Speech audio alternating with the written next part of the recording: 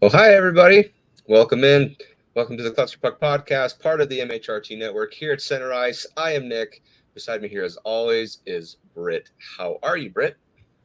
I'm good. I'm feeling insecure because every time I wear my glasses and I have my quick setup, all you can see is like this giant glare off my glasses, and Mr. Professional Podcaster over there, he doesn't have a glare. Well, So sorry about my face. The only way I'm able to do that is I actually have the light here and then the light over there. I'm in my makeshift, like I have my craft room light because I'm, a train wreck. But do you hear the recurring theme in my life? Is I just kind of going crazy all the time. So it could still be the title of my autobiography. So no judgment here. But anyway, thank you everyone for tuning in, joining us. We understand that the NFL draft is tonight. Broncos their pick is coming up, if I'm not mistaken.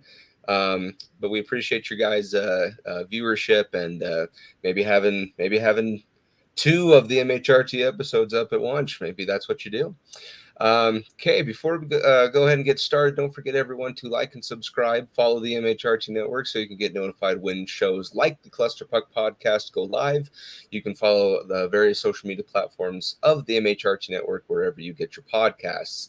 You can also follow us specifically at Cluster Puck Avs on Twitter, Instagram, and Threads, and then at the Cluster Puck Podcast on Facebook.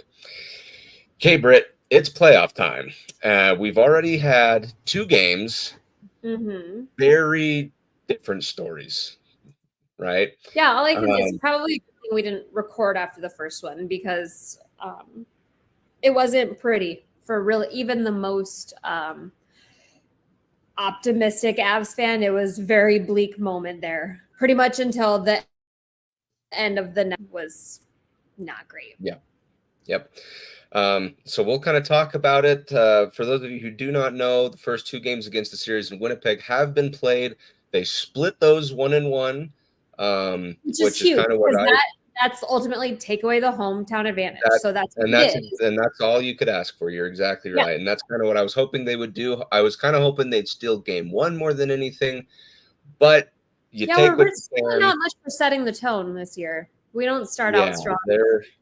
There was no defense. There was just no play period in game one, but we'll get to that in a second. So before we begin, it was said that in the last season of the game, Jonathan Drouin injured. Was it a lower body injury? It's a lower body injury. Have you watched the video? I've watched it so many times. It's nothing. And that's what I'm praying to God that it's like a little bit of a sprained ankle. I mean, we watched Draisaitl do what he did in the conference finals with like a broken ankle. The fact that they came out and said that he was going to be gone for the whole series immediately is terrifying because they are not. I'm hoping that maybe they said that so that everybody would just shut the heck up. And then if he maybe what if tomorrow they come out and say he's there? Yikes. And so I assume it has to be, or somebody said that he hit something too. I don't know. Hopefully he got hit by something because the twisty ones are scarier to me, but it's the playoffs. He's going to come back the second he feels like he can take enough pain meds to do it. I mean, that's just what it is. Yep. So again, I watched the play that was apparently the injury. I didn't think it was that bad, but obviously there are things that can tweak. There are things that just don't feel right. He basically fell down by himself, just blew a tire. He stood up and kind of grimaced. He looked down at his legs, right? Like he kind of bent over, looked at his feet, looked up. I mean, he was definitely like hurting. Yeah, something happened. For sure. Which in the moment pain doesn't necessarily like equate to long-term pain, but it's definitely weird that whatever he did hurt that bad. And I just, oh my God, why is he so cursed? And all the I was like cruising through Reddit and all the Montreal fans were like, holy shit. And there's never been anything more Jonathan Drouin ever. And they're all cheering for him. Montreal. Oh yeah. So happy for him. And it makes me really happy because they're known for being so toxic, but there's a lot of people that want the Avs to win only because they want Jonathan Drouin to win. So the dude's got to get back. The only positive thing that'll come out of it is that it probably kills his next contract signing being like huge, but I would much rather have him here than one. So there you go. There you go. Maybe it was a designed injury. Maybe that's what it was. But yeah, I mean, just for the first topic, it's his presence is very much missed. No, for sure. And we'll dive into that kind of what's missing, that key ingredient that he brings. Yeah. Well, and people who are saying, who are pissed off that they played the last game and he should have been playing. We were stumbling like so bad. The team needed a pick to play that last game. Yep. They needed that ass kicking, even if it was a Pee-wee's team that they kicked their asses. Yep. They needed to go into the first game of the playoffs with something in their mouth that was not that Vegas game. I'm so sick of hearing that, because also you could be just as likely to get hurt. Like any second of any game, it's just bad luck. And this team has a lot of bad luck. They I don't know what you saw in the playoff or in our cup year. It's like we utilized every single amount of luck that a team could possibly have for years, because I was just talking to my dad the other day, like the Stanley Cup is the hardest trophy to win. And a lot of that is because hockey relies so much of it is entirely out of your control. And this is just, when you think about puck bounces, just like the ref's vision, stuff like that, so much luck goes into it. And this team really lacks it sometimes. Luck that you can't make. There is luck that you can make on your own, but like the luck that you can't create, this team really, especially Georgiev, like for the love of God, he's certainly just couldn't catch a break.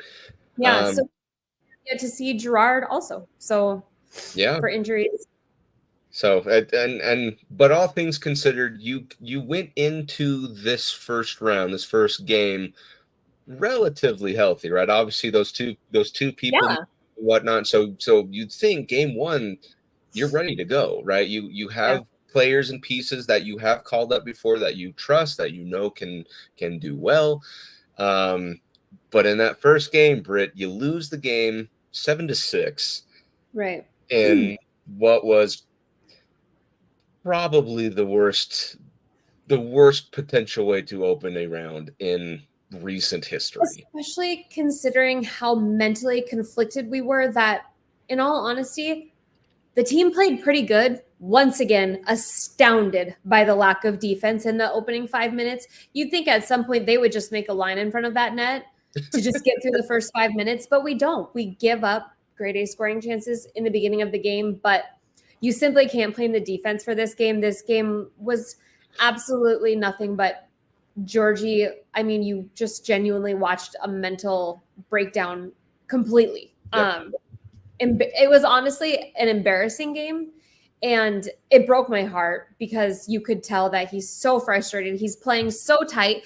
The defense is playing weird in front of him because they don't trust him. So they're trying to compensate, but they're making it worse because they're unpredictable, because they're trying to compensate.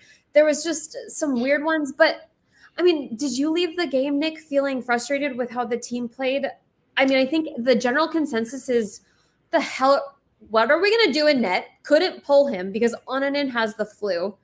We brought in Holm. Holm is not even, does he even play for the Eagles, or is he with the Grizzlies, or like, I don't even know if he just plays for a local high school team. Your guess was as good as mine. They're not playing him. Like, there is literal like injury risks in bringing people up. I just don't think people realize the NHL is so far from removed, like even from the AHL. You can't just go, the whole e-bug story is different.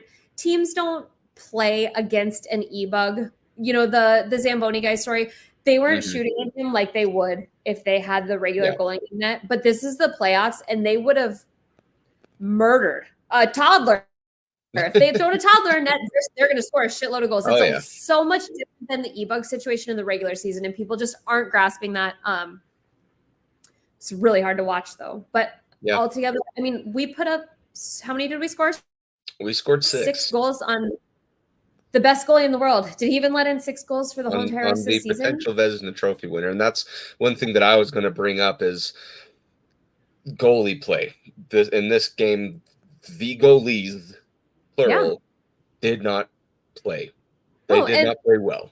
Which we knew that might happen with Georgie, but Winnipeg was not expecting that from Mr. Hellebuck. I mean, he is their whole entire. They absolutely have to have him or they're nothing. We're just lucky that when Georgiev's playing like shit, we go out there and score 6 goals. I mean, we can win in spite of our goalie. They just can't. And I think that's kind of that key difference was without Hellebuck. Yeah, they can go and score if they need to. They have a very potent offense. But if they do not have Hellebuck and they're relying on Brossoit, who, again, he's a fine goalie in his own right. He's a very good goaltender. He's just not Hellebuck, right? He doesn't make he would suffice for us, but not for them. He's the kind of goaltender that we can squeak by, but they're built around having an absolutely elite goaltender. And I love Hellebuck, but I love seeing him struggle. Especially when it's against the team, our team. You need them to exactly. And I just am so exhausted with people talking shit about our goalie. It hurts my heart. Like, it literally puts a physical strain on my body especially with how personal people are. Like, if you're reading this and you're out there, think about the words that you're saying. You're talking about someone's playing goalie in a game, a child's game. There is like even I was finally like, we cannot play him. But don't be so hateful. God, it was so disgusting. And it's really sad to see Avalanche fans talking like that, because it just feels, it's such a Rangers vibe, or like you know what I mean? Like crap. Well, not Rangers. Rangers fans are just, I get what you're saying. You see Avalanche fans so much differently than that. And it felt so disappointing that like my little weed smoking, hockey buddies are just brutal. Yeah. And we have to play him, and demoralizing your goalie relentlessly is not going to fix anything, especially when we have no other option. And that's the thing is if you're saying these types of things where it came to even death threats, right, which is just outrageous how you're trying to do that, right? But the thing is, it is your team, right? And again, you and I were, you being the goalie that you are, me being the goalie sympathizer that I am, we get behind Georgiev any opportunity we can, right? Especially when he's on the ice and going to be playing. It's not like it's trying to right. He's on the ice, support him while he's like. Exactly, right. And you know that this is your team. You know he is capable of playing, right? The least they were chanting, the one thing you do not want to do is basically act like you don't want him to win. Right, you don't want him to play well. It's like, why? What are you? Well, and he's got. I don't have to be in that rink to know that rink is holy shnikes. It is rocking. Like the vibration is palpable from the noise in there, and they're chanting, "Pull your goalie." Yeah, and that's the thing is they know as Avalanche fan as a whole, right? Everyone's doesn't want Georgiev in net, minus the few of us that obviously know what he's capable of, know he can turn things around, and they utilize that, right? And it got to him. And I also have a gripe with everybody complaining about him showing emotion. I don't know if I talked about this on the last one, but do we not recall what Patrick Waugh's demeanor was? Like, have we watched some Brodeur videos or some Dominic? I mean, there is nothing wrong with I don't want to see my goalie passively letting in 7 goals.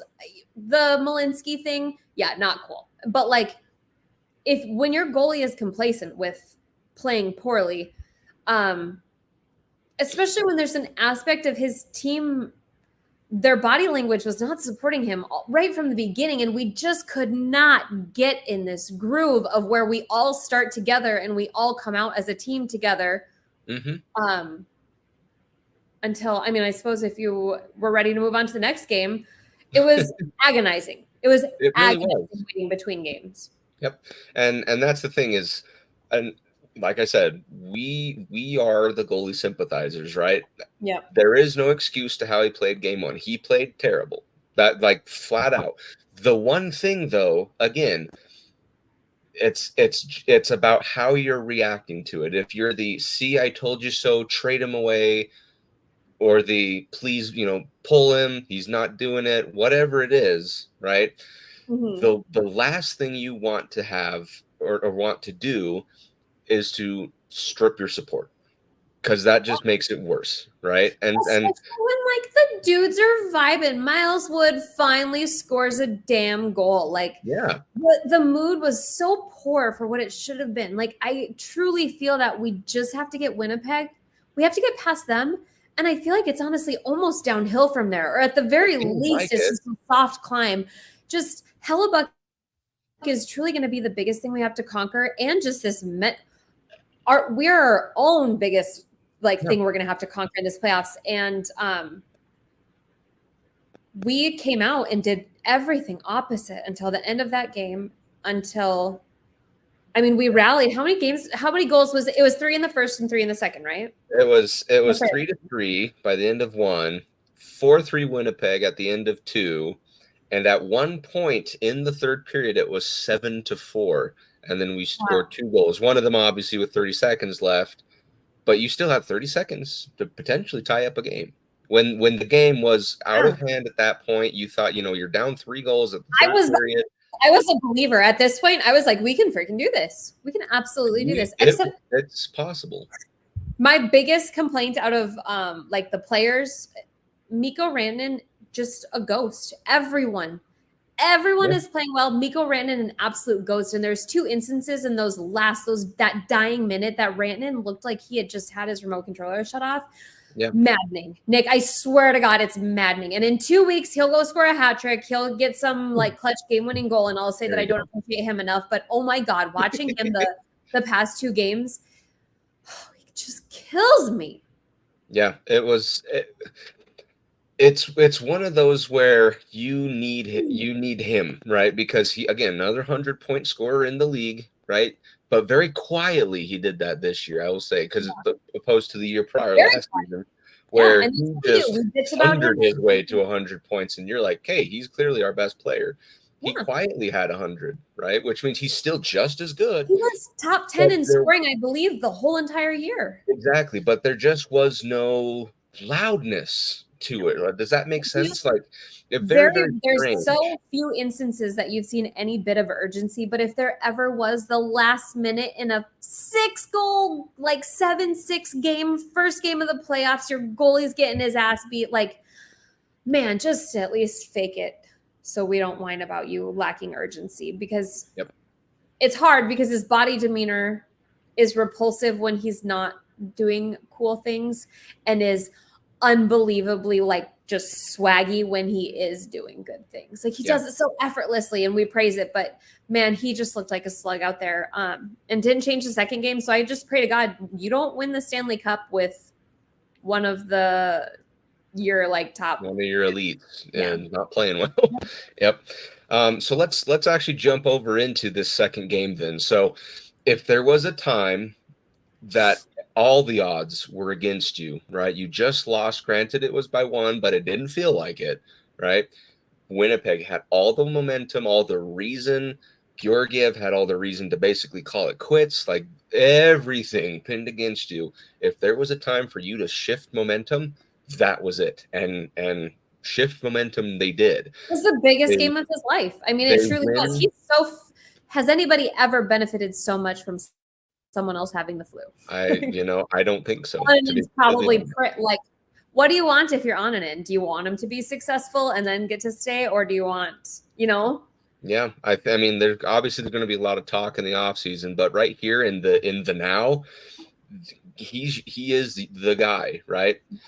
And this second game is kind of proof as to what he can do for your team. Now, keep in mind, in the last couple of seasons, 3, I'd say, this has definitely been the most difficult first round matchup we've had. Absolutely. Right? I mean, when you consider, what have we had? Preds, St. Louis. We had the Predators, St. Louis, and then the year before that was. Could you imagine this team playing the Seattle of last year? Yeah. We would destroy them, right? So you win the game 5-2. The key factor being Georgiev, particularly his second half, was kicked phenomenal. Ass. He didn't even just play good enough. He kicked butt. He had some incredible saves. I posted it on Twitter, but could you imagine the bubbling joy coming out of him as Hellebuck floundered and fell on the ground? that had to just like honestly change his whole mentality. Seeing the world's best goalie that you've been compared to relentlessly fall on his ass and get scored on from a grinder like Trennan, like it was so awesome. It was. And so again, I don't want to nitpick per se. However, he did let in a very early goal, which is kind of the norm. Oh my God. But I'm almost at this point. And I'm literally just like, I actually, like, my jaw hit. Oh my God. I can't do this. I emotionally can't handle this. Point. I'm like, you know, if that's kind of the way he plays his best is he lets the one in early and then shuts it down the rest of the game, maybe that's what has to happen. That's I don't the like Colorado Avalanche special. But maybe that's what has to happen, right?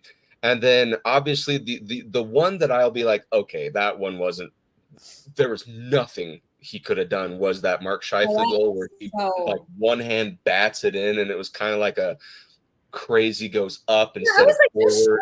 Like that was just pure altercation with my dad, because my dad said that he had tons of time to slide over and get to it. I'm like, oh my God, Dad, I will honestly like choke you.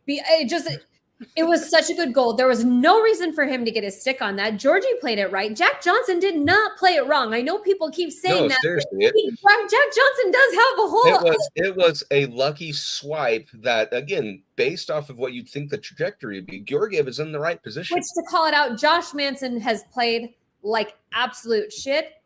And then randomly, I mean, he is like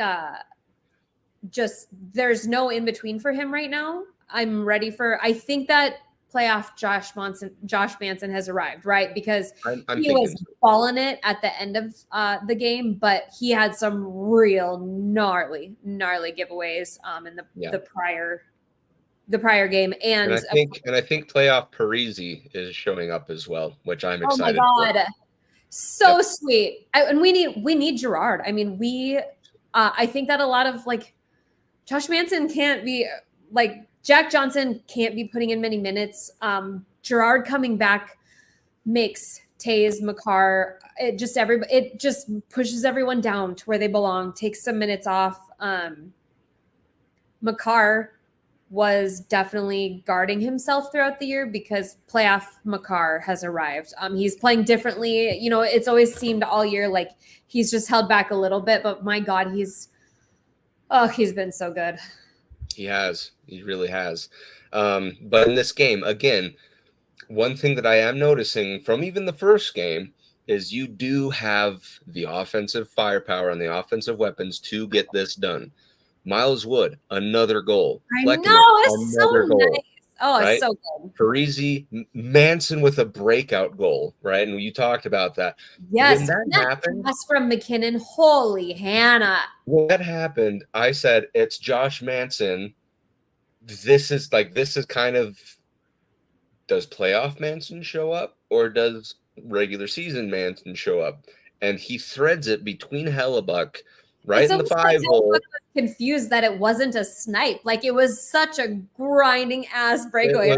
It was and it had some kind of skill involved to it. He kind of read Hellebuck's movement and just threaded it right through his legs and in the net. To have the IQ to get his head up and see Manson over there was not much time left. Yeah. And how could Mac? You have to assume that Mac knows 99% of the time nobody's going to be faster or in front of him. So, like, for him to catch that pass and he threaded it through, so good. Phenomenal. Such a huge we just really kind of broke Hellebuck in a couple different ways. He really got demoralized in ways that he's not looked human like this. And those goals that are embarrassing, quote unquote, those like accumulate. And then you end up with Georgia, which we had this opposite thing where our team was feeling confident and good. I don't think Winnipeg felt that confident leaving the first game because they won, but our goalie was essentially, non-existent, and they had to score 7 goals to beat us, and that's not going to be a thing. 7 goals on a bad goalie, and we scored 6 goals on your great goalie. Yep. And again, it goes to show just how kind of I want to even call it a turning point in this series was this game 2, right? Galvanized, yeah, Because you galvanizing. had everything not go your way, minus the offense, right? You could produce goals. Everything. And even that game, kind of to start with, the penalty on Jones. Mm-hmm. Who It was was a it that weak fell? Was call. that Lowry? Just literally fell, just It was. skating. There were a lot, even in these first couple games. There were a couple against the Avs that I was like, really? Yeah, Like, Makar took a stick to the face, like just it wasn't like a malicious, but he got a couple stitches on the bench, didn't he? yeah, and that was the one thing that I was disappointed with, at least in the second game. But real quick, let me give you the stats on the first game. We had 2 power play opportunities, and we scored on both of them. Yeah, and this was the first game, right? So our power play obviously that in a while. phenomenally, right? Mm-hmm. They had 2 power play opportunities and scored on 1. So given the stats, right, that's half of them. But at some point, you want that to be 0, right? And that's kind of the tie over. Let me go to game 2 as The to red what it was showed. like kind of bewildering to me. I don't know. I can't remember what I was doing. I don't think we even texted all during this one, but like that Nemesnikov slew foot, did that even get reviewed at all? You cannot tell me. That was terrifying. That. Oh yeah. I don't know how Walker didn't get hurt. I mean, it was a miracle the way he went into the boards because that was so intentional. Yeah. And no call. The call came from a couple roughing penalties or something like that afterward. Yeah, we both got penalties, which they both did. So 4-on-4, which is great for us because we do love the open ice. But again, like I said, there's just a lot of those calls where it's like this would have swayed the game most of the time, even in our favor. But to finish off on game 2, they had 3 penalties committed. We had 3 penalties committed. 0 goals between both teams, which great on our PK. That's what you want to see, right? Yeah. Well, especially and we have been more disciplined. Duhaime, chill out a little bit, buddy. Like Duhaime had a couple dummies there, but we seem a lot more disciplined.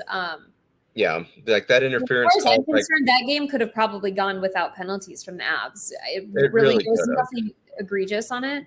If it just wasn't for stupid tic-tacky, what are you doing type stuff, then yeah, I think you're absolutely right. However, the one thing that I also want to make note of was the 3 power play opportunities that the Avalanche had, and you didn't score any, right? You were 100% last game. Granted, you had 2. 3's not much different.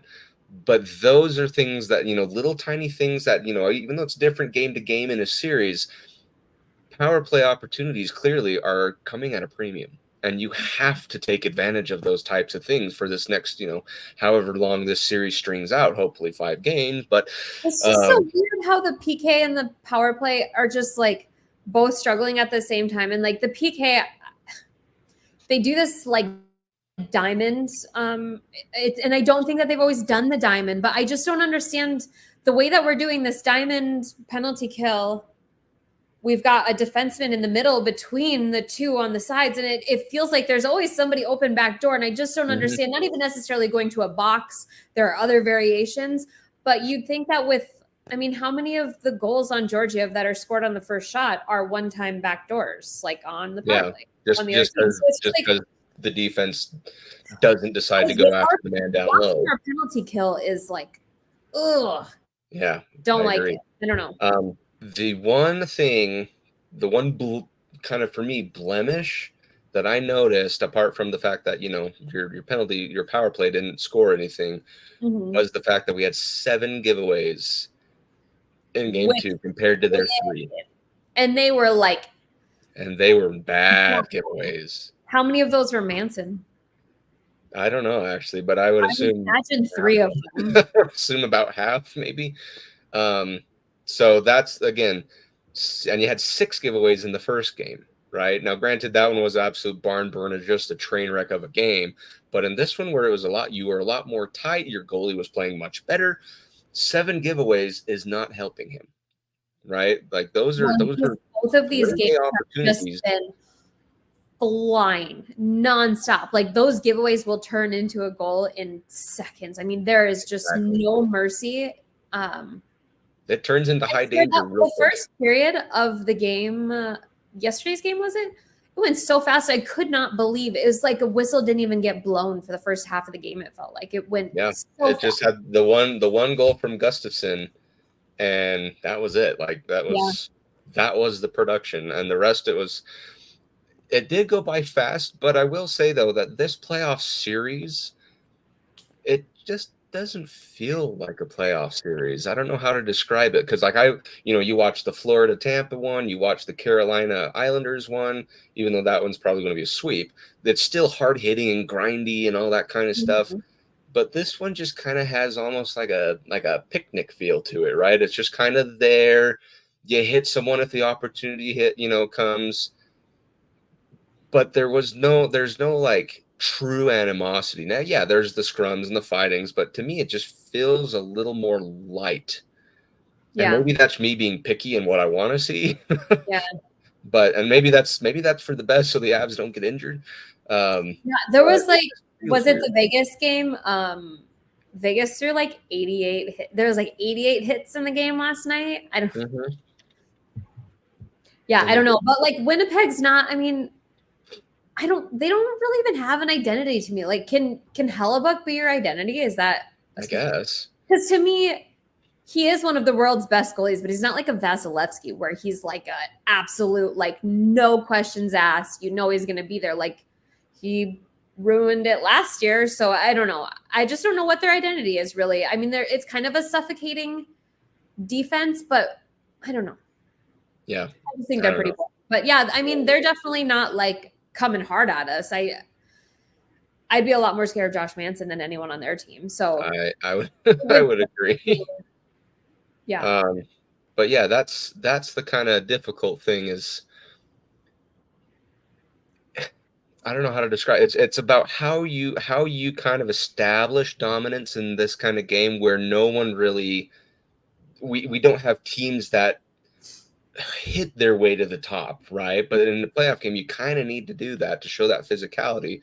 Both teams obviously can display it, but neither one historically initiates it, right? So just a very strange kind of dynamic. But either way, you leave the series tied, which is perfect. I think that's exactly. Fun fact, I read that the second best player of the game statistically. Who do you think that is, according to the metrics? The what now?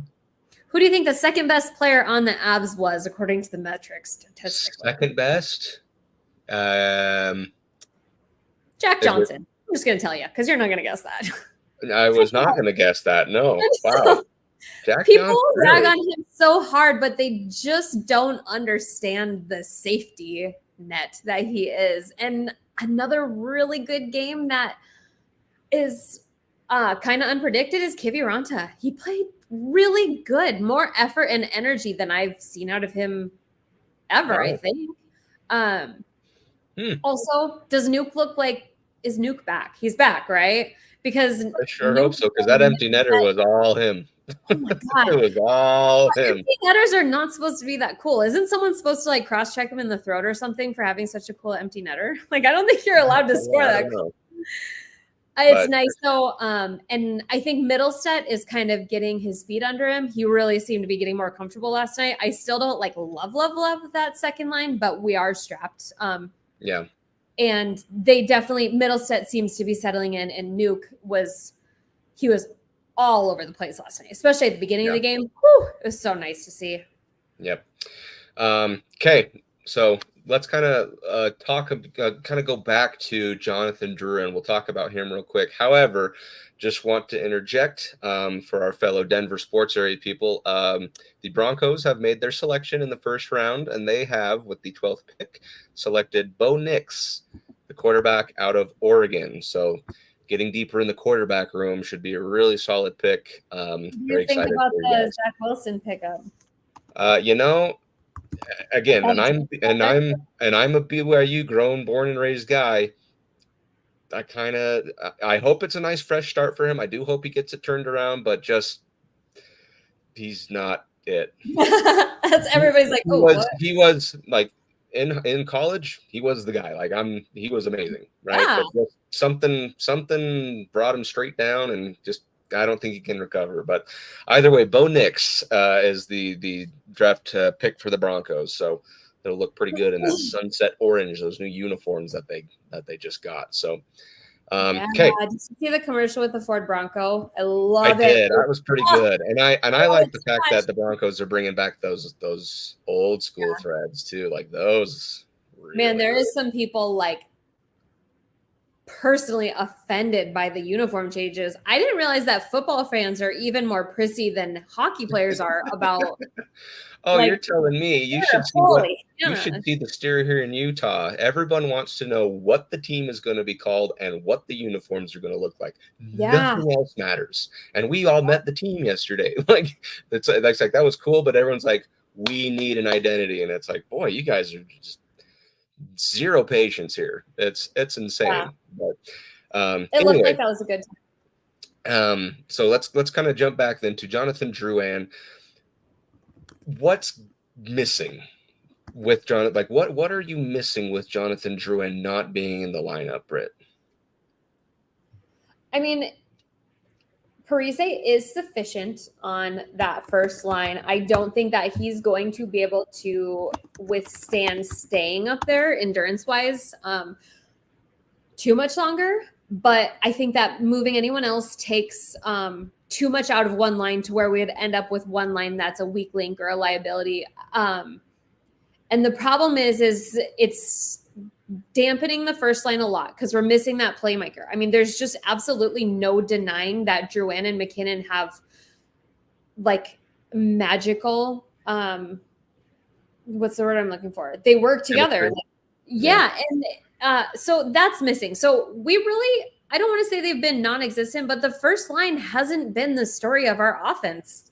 I mean, and that's probably a positive of anything to take away from it, but him coming back even more so as like him physically being on the line with them it just pushes everyone back down where they belong and kind of realigns people in their correct positions so that the matchups mean a lot, especially when we haven't had home ice advantage. So we don't have last change. So we're being line matched and our lines don't exactly line up with, how we would ideally like them to. But honestly, I think that our depth has been pretty good. I mean, we've gotten goals from all over. In our first line goal, like we've gotten defensive goals. And I mean, Parise scoring the goal on the first line from Trennan. Like, I don't know, was Mackey? Manson is scoring goals from McKinnon. So, like, it's nice to see that we'll score any way we need to, but Drouin coming in just rearranges the puzzle pieces so that they all realign together.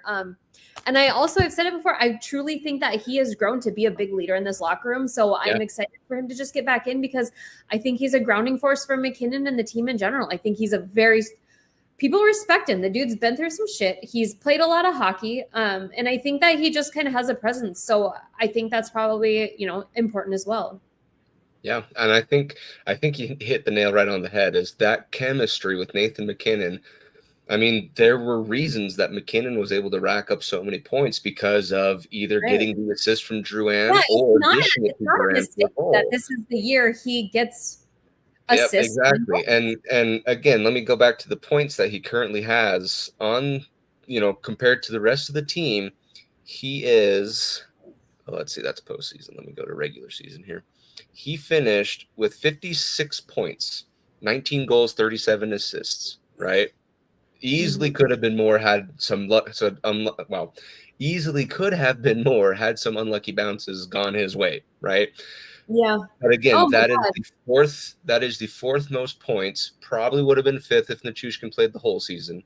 But fourth most points on the team, right? That's what you're missing is one of your top guys, and clearly the stats and the kind of his play have gone to show it.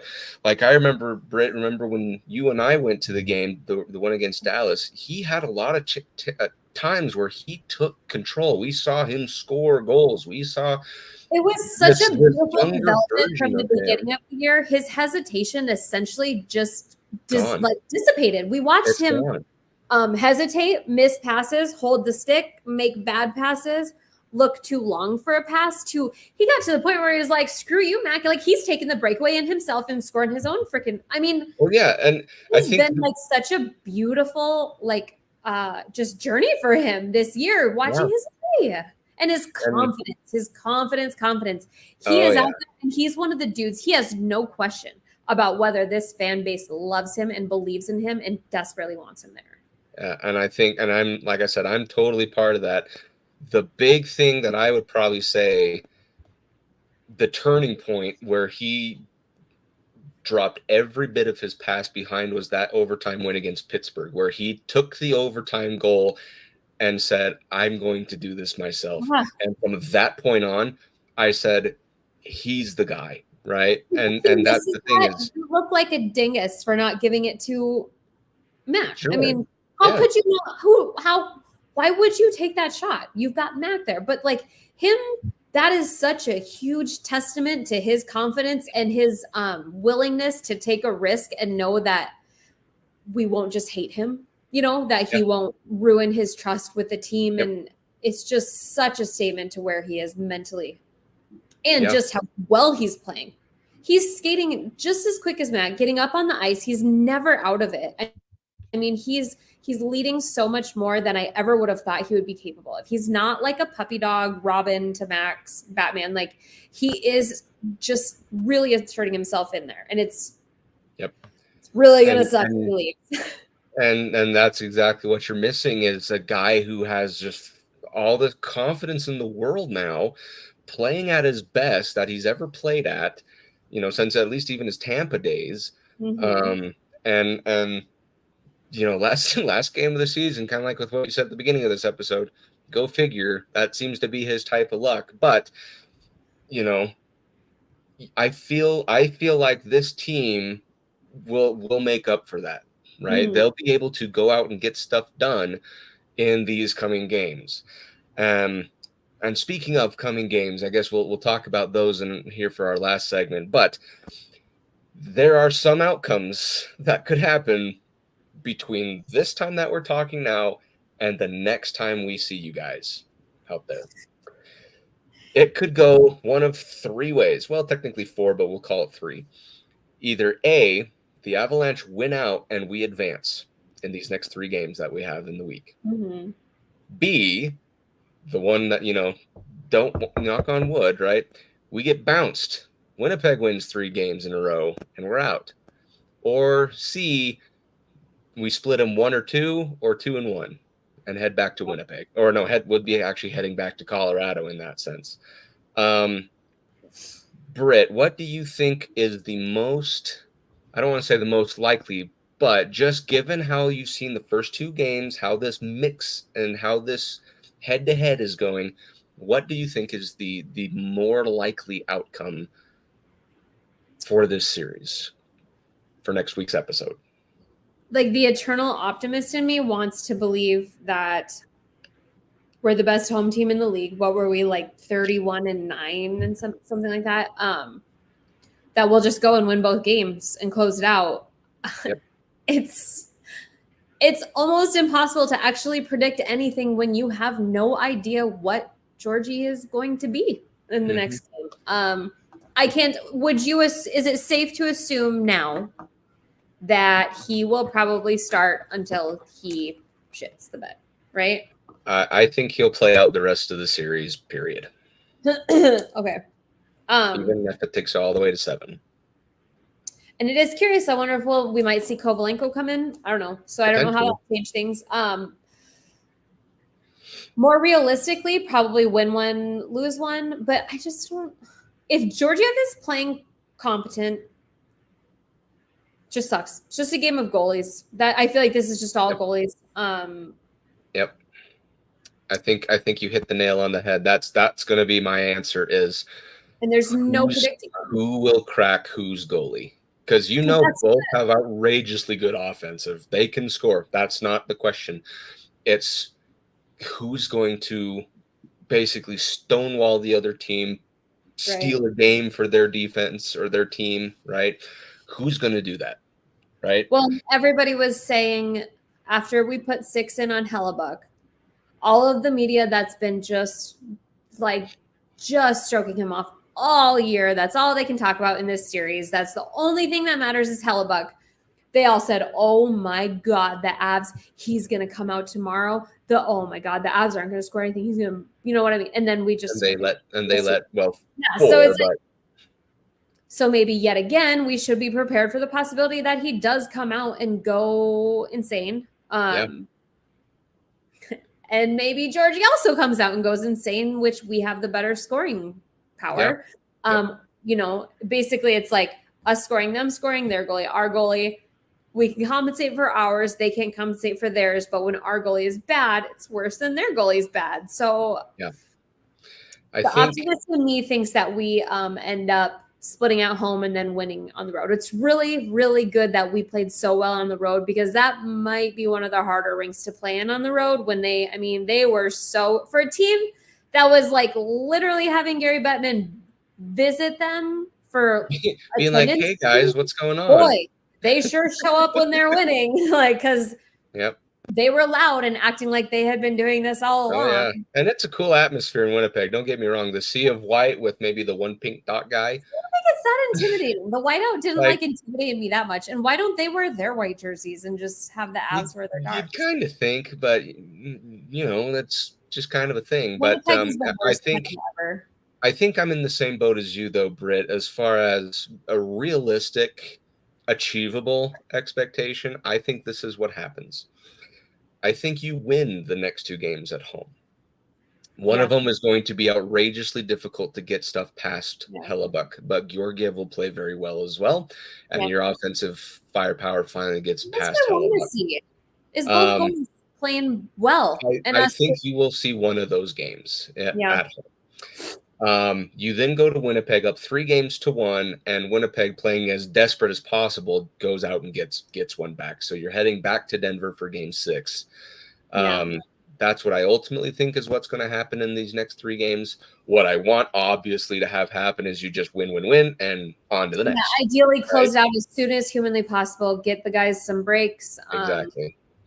Because you see what happens, you know, like the year we won the Cup. We sweep Nashville in 4. We have we had like a week before we played, and that first game, we just blew St. Louis out of the water. It is such a game of who can stay the healthiest, and like the West is doing what the East did during our Cup year, and we are about to just wreck ourselves getting through. The Dallas-Vegas matchup certainly hasn't been what I had anticipated so far.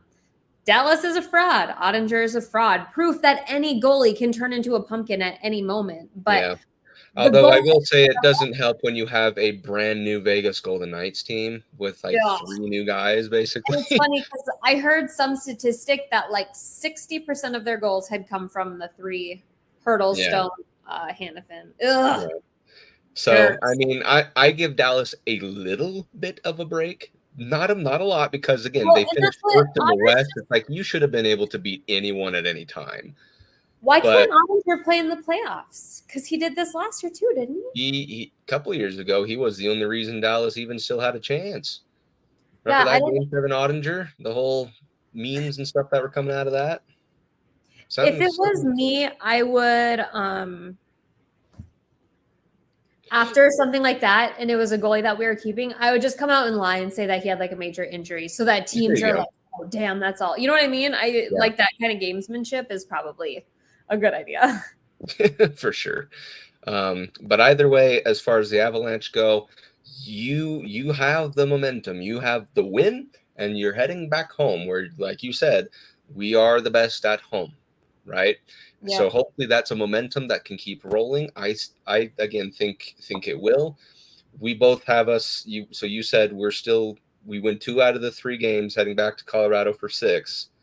I think you had it where we split 1-1 at home and then steal 1 in Winnipeg and head back home, which I think it's a very achievable option considering it wasn't that difficult to win Game 2. I think either one is just as possible. I know I'm wishy-washy on it, but But either way, you're coming out 2-1. Yeah. Which I think I'm totally on board with that. I think you're able to have a big momentum swing, make Winnipeg play desperate, and maybe that's just what you need to do for these next We few do games. have, though, let me look at the schedule. One of our games, how do you feel about having the extra day off? Do you think it's better or worse for us? I'm kind of sixes because I do like how it gives our team a little bit more of a break to kind of cool down, assess the two games that have been played, and then get ready for game 3. However, I do think it kind of kills the It's probably better if you have bad of momentum. It could get reset, but it sucks for our momentum. So we have Saturday we play at 2:30. There's one where like we have to go from Winnipeg.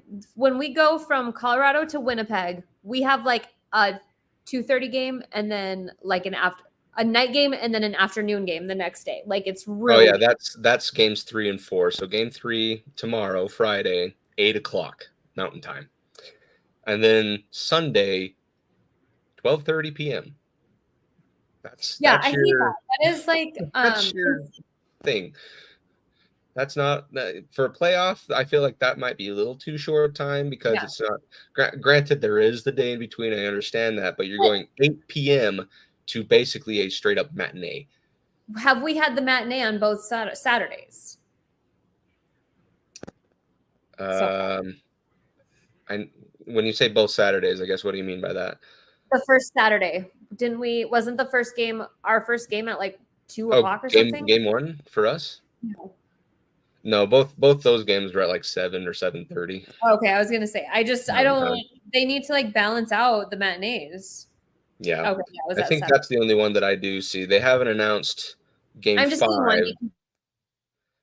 They haven't announced that time yet, but I'm hoping it's something relatively nice because you are traveling quite a distance. So, but either way, again, I think the Avalanche can get it done. They have proven now that they can solidify goaltending. Georgiev has proven that he is capable of having great games. It's about keeping his confidence going, keeping his momentum going. I'm not worried about the offense scoring. That kind of has been their MO the entire year. Most goals in the NHL, right? The Avalanche? Yeah, I think so. Something to that tune. Close to that, yeah. So it's back to your fundamentals, right? It's just powerful offense, lockdown defense. That's ultimately what wins you games, and in this case, a series. Yeah. So I think we're just gotta get through this series. I know I'm not. It's not even cocky. It's just like realistically, especially when so Demko hurt. He might be done for the season. He might be done. He's week to week at this point. I mean, everybody's already fallen off like flies. So if we could just keep a couple of people healthy, like I feel like just driving the beat down bus over the dirt road, trying to keep it in one piece. Aiden Hill's not doing well. Like he's not. Yep. Not maybe a $5 million goalie. I don't know. Maybe he's like rocking an 86% save average. Yeah, but Hellebuck will be the most difficult goalie that we will face this whole playoff, even if you go all the way to the Stanley Cup. So should be interesting. I'm excited to see kind of these next few games. It's probably going to be an emotional roller coaster during them, but hey, that's playoff hockey, right? Okay, perfect. Well, I think that'll wrap it up then for this episode. Britt, I don't know if you had anything else you wanted to add. No, I don't think so. Okay, perfect. Well, thanks again, everyone, for following along this episode of the Cluster Puck Podcast. We really do appreciate you guys' viewership. Don't forget, everyone, if you like what you saw, don't forget to like and subscribe and follow the MHRT Network so you can get notified when shows like the Cluster Puck Podcast go live. You can follow them on the various social media platforms of your choosing. If you want to follow us, you can follow us at Cluster Puck Avs on Twitter, Instagram, and Threads, and on Facebook at the Cluster Puck Podcast. With that being said, fingers crossed you win all 3 games. Fingers crossed. You could be advancing, could be kicked out, or could be going back to Colorado 3-2 to maybe close it out next week. But either way, let's make sure we get behind our boys in burgundy and blue and have a great week. Let's go, everyone. Fast lane when I pass in the street, bag of money in the passenger seat. tempo's been asking for me on the road from the west to the east. Way up, I might never come down, cause the coast racking up the flight miles. So high, I might never come down, so what, this is my lifestyle.